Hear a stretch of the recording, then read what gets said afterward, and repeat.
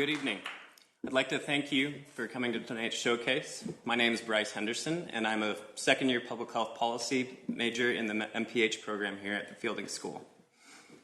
I had the pleasure this past summer of conducting my fellowship in the Republic of South Africa in the charming yet bustling city of Cape Town.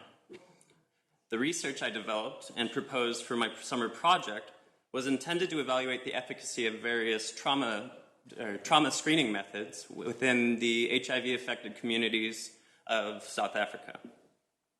While developing said proposal, I was under the misunderstanding that I would be working with a population with the high proficiency of English that is ubiquitous within the city centers of the country. This wasn't the case.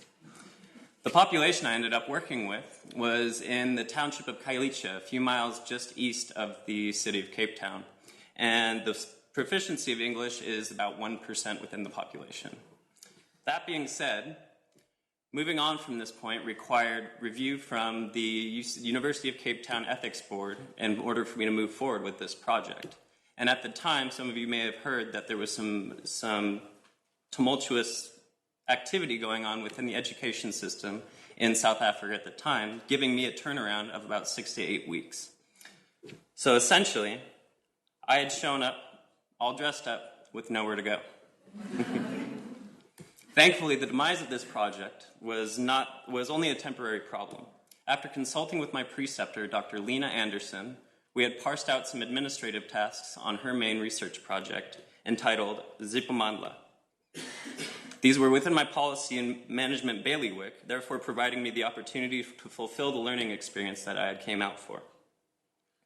Along with this work, Dr. Anderson had me complete some good clinical practice computer modules, as well as beginning a systematic review that is still in progress.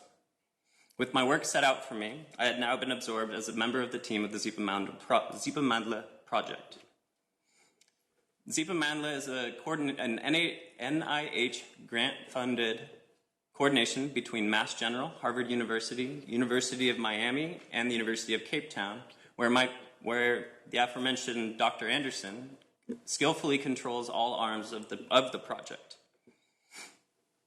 The ultimate goal of Zipamandla is to assess the efficacy of cognitive behavioral therapies in improving adherence to antiretroviral therapies within the clinically depressed adult populations of the HIV community within Khayelitsha. This project was a wonderful opportunity, as mental health policy is my focus, and in my mind, mental health issues are underrepresented and underaddressed on a global scale, and South Africa is no exception. Access to mental health services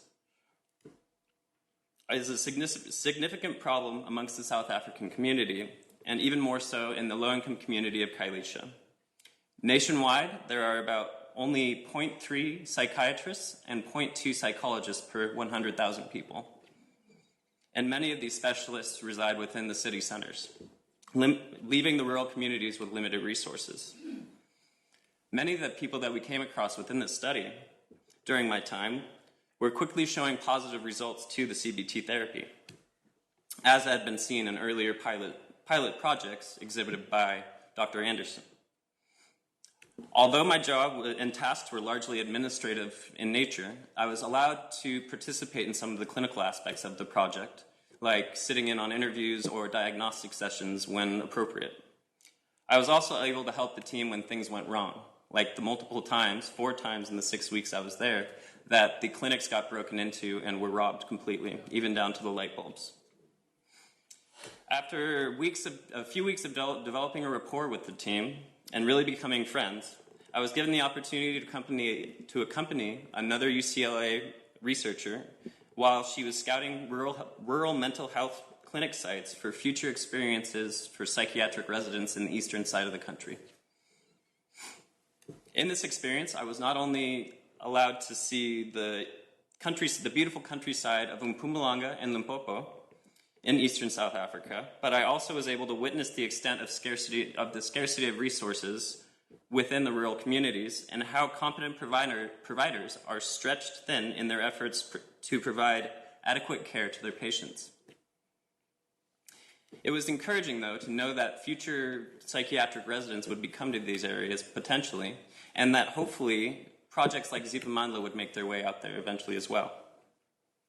This was also the time to take the opportunity to spend a long weekend in Kruger National Park seeing elephants, lions, rhinos, and other exotic African animals in their natural habitat. Upon my return to Cape Town, I was able to complete all of my assigned work and continue to observe the operations of the Zipamandla project until my departure back to school in the end of September. At the end of my 6 weeks in South Africa, I was able to pull many things away as a health professional, including that things don't always go as planned. Implementation requires ad hoc improvisation and quick adjustments when you least expect it and least desire it. Dr. Anderson and the Zipamandla team were constantly challenged with circumstances beyond their control, but at no time was the study in jeopardy. I was also provided some valuable perspective at an individual level on living in a new and foreign land and how to grow within a mindfulness and appreciation of the environment around me. I'd like to thank UCLA, the donors, and the Bixby Center for this opportunity, and I'd like to thank you again for coming out.